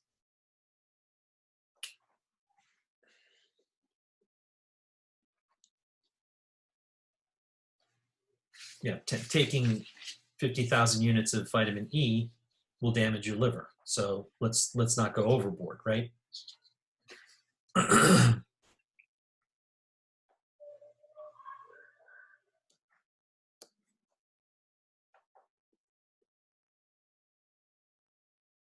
General question. Go ahead, Karen. Sure. So in that Washington State article that I read, I remembered that they talked about they had patient 0, or the first patient, Sure. what they thought Right. was the first patient. And then they had found the virus in someone else, and they could determine that there was another member in the community that was not that, the virus didn't come from that patient. Is that a matter of they could tell the different strains? So that's my first question. My second question is, how far can they drill down as far as, can they tell if I gave it to someone else? Is there a direct kind of a link there? Or is it all just about that strain and how they see the different strains on the continents? Yeah, I would love to be able to answer that question. And the person that could answer that question is in Spain and probably having difficulty getting online for whatever reason. But the short answer, and I would love to hear the detailed answer, which I will transmit to her and try to get it for you. But the short answer is that a strain is more detectable at a population level. So, and a population can be as small as a community. It can be as small as 1,000 or 5,000 people, right? Now, track and trace is more about who did Karen come in contact with in the last 45 days, okay? Or the last 10 days, depending on the latency and infective period of what we're trying to discover. Now, I could do a homology and take the virus from you and then compare it to the virus from whoever may have been in contact with you and developed the disease. And I could determine that they are of the same strain, sure. but I don't think I can determine that you gave it to him or Okay. her. All right. At least the testing that we generally do, no. I could definitely say this is the same strain that Karen had. So most likely it came from Karen, or the cohort that Karen is in, right? That's how I know that this is, and that's a great question, because when you have two communities that are coming up, bordering each other, okay, and one has some sort of infection burden from one area, and then infection burden is coming in from another area, and that's going to be that's going to be seen in Europe, right? Do we know that the Italian and Spanish, disease burden is caused by the same strain, or is it different strains? And why is that important? Because they're so damn close to each other. The only thing separating them is a small piece of France, right? So we would like to know: or is the French strain different than the Spanish strain? Those are important things to discover. Okay. Thank you. Yep.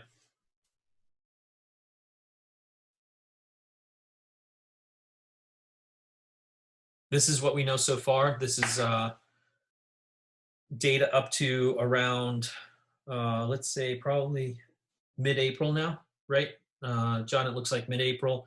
This is the spread of the 8 strains from Wuhan all the way forward to right about now. And you can see in the red is the one American strain that came to us from Europe. The Chinese strain is seen in green after the purple spread, initial purple spread. I think South Korea, I have to look at this again. I don't remember the colors. But you can see how we've been able to do a genomic analysis of the strains by where they ended up geographically. And this is going to help researchers because, like I said, at some point, we're going to have to gather up all of these, look at their differences, and start to assemble a vaccine that we can give to everyone. So everyone in the world would get a vaccine that covers them against all 8 strains.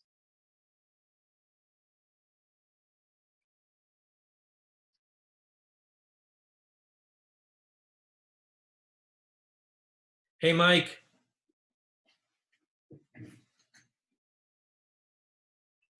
How you doing, Mike? Any questions? Mike is muted. How do I, do they have to actively unmute themselves, John? I got it. Okay.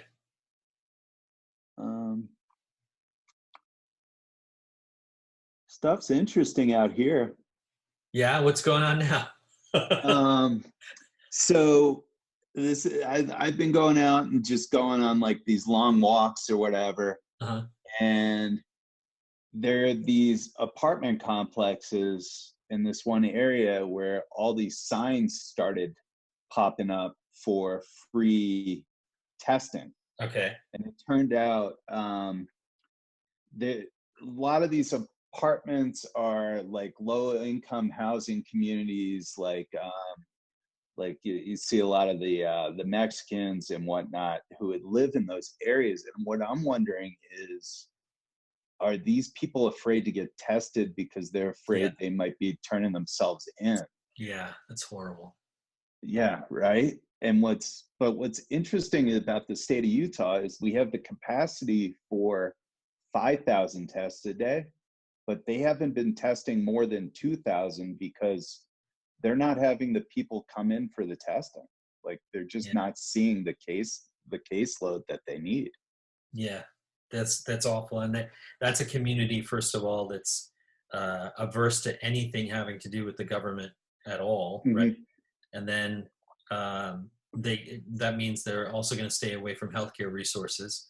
And on top of that, it could ravage their community, right? Completely. And what they're seeing is in these apartment complexes that they live in, apparently a bunch of them have it.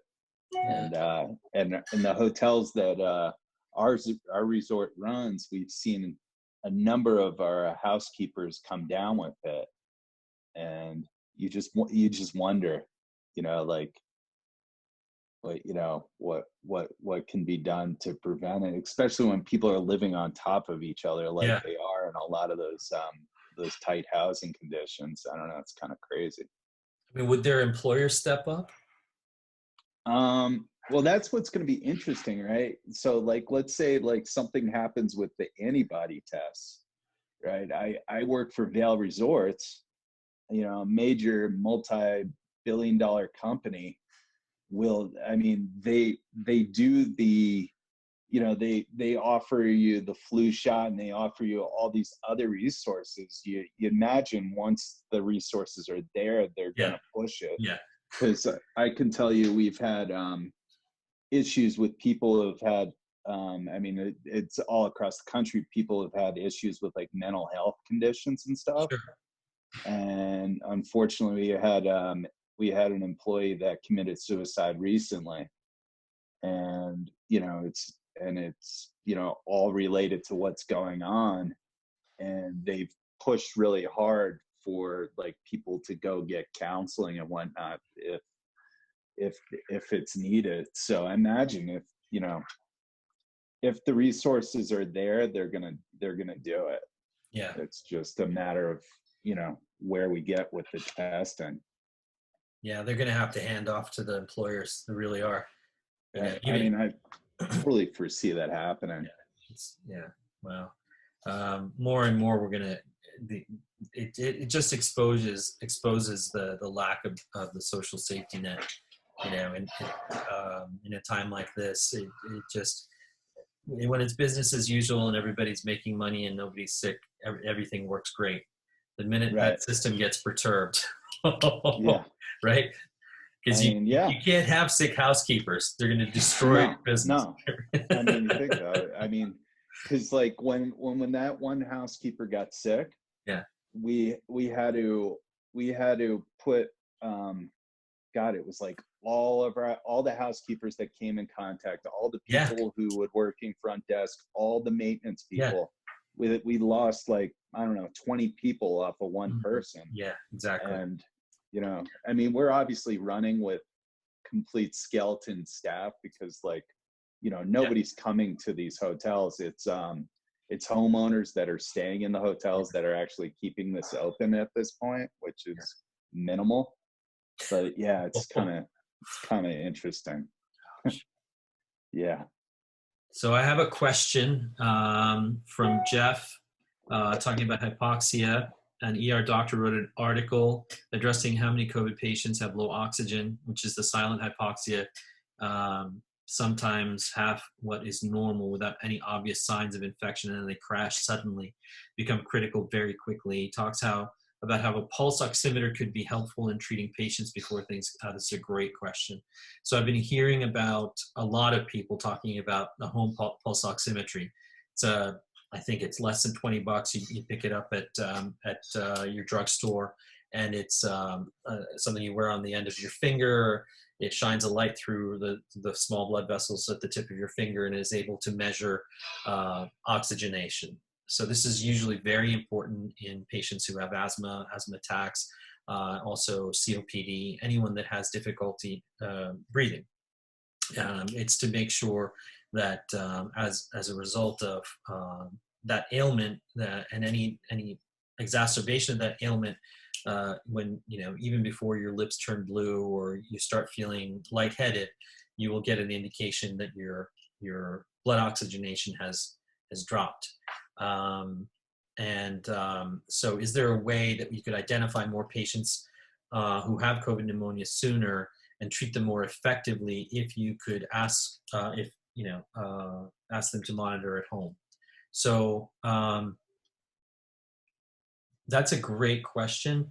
And I guess my recommendation would be the same as the recommendation around N95 masks, right? So right now you need an N95 masks out on the front line, and you need to reserve as many as you can for those that need it the most, which is frontline workers. So do I recommend, so again, let me take that and apply it to pulse oximetry.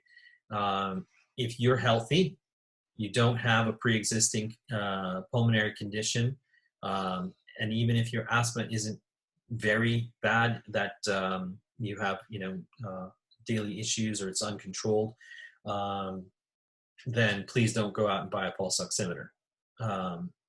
If you're healthy, especially if you're healthy. If you have any of these conditions, then definitely go and get one, and keep it at home and monitor yourself. A healthy person with a pulse oximeter at home is just going to become a nervous person with a pulse oximeter at home, right? They're just going to sit there. And I know Mike will do it. He has the lungs of an ox. He skis and he's at high altitude all the time, but he doesn't need a pulse oximeter. But let's say you do start to develop a fever, and you do have a family member that can run to CVS for you. There's no harm in it. There's no harm in it. And then that will be one of those things that you continue to monitor as you progress through the disease. Your breathing, your temperature, and your pulse ox will then tell you whether you need to head to the hospital. But if you're healthy, don't go and buy one, please.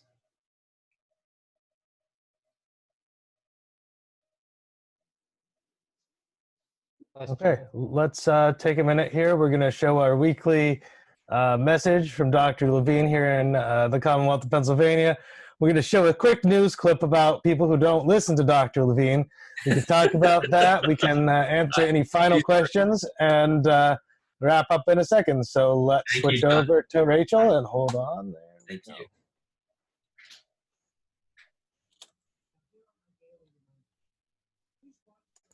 With soap and water. Now here are my daily reminders. Please wash your hands with soap and water for at least 20 seconds, or the time it takes to sing happy birthday twice. Use hand sanitizer if soap and water are not available. Cover any coughs or sneezes with your elbow, not with your hands, and try not to touch your face, especially after touching surfaces. Clean surfaces frequently. And if you are going out for life-sustaining activities, please wear a mask if you're going to come in contact with others. Practicing these everyday prevention measures can help slow the spread of the dangerous virus, COVID-19.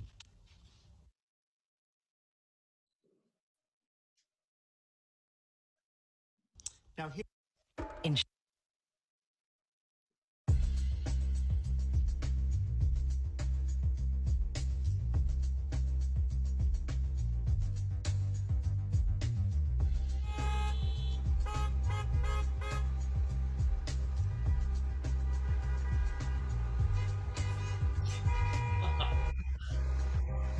The Tuesday after. Right to try and do Nazi Germany here in the United States, but it makes no sense.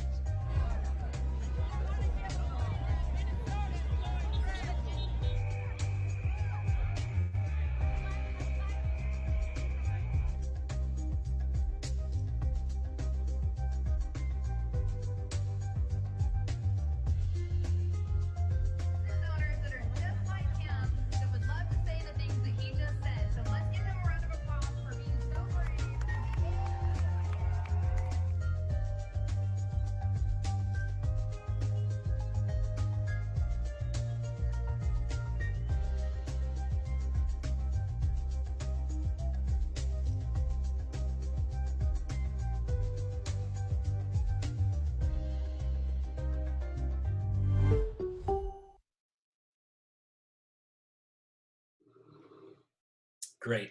Thanks, John. So I would like to thank again Dr. Sharad Haridas coming to us from London in the United Kingdom. Thank you for joining us. Thank you everyone for joining us. All of your questions. A version of this will then be posted so that you can share it with friends and family, and hopefully they'll learn something from our discussions today. And I think we are wrapping up. Thank you. Thanks, Sharad. Sanjay? Yes. I just saw a thing pop up that said, The FDA has approved home testing for. Now, this was on Fox News. Okay. So I think it involves chicken bones, a quart of blood, and if it coagulates into the silhouette of Kellyanne Conway, you're positive. Terry!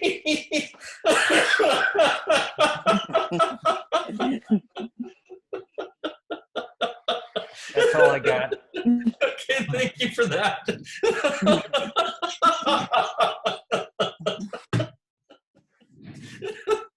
Oh my God, you guys are too much.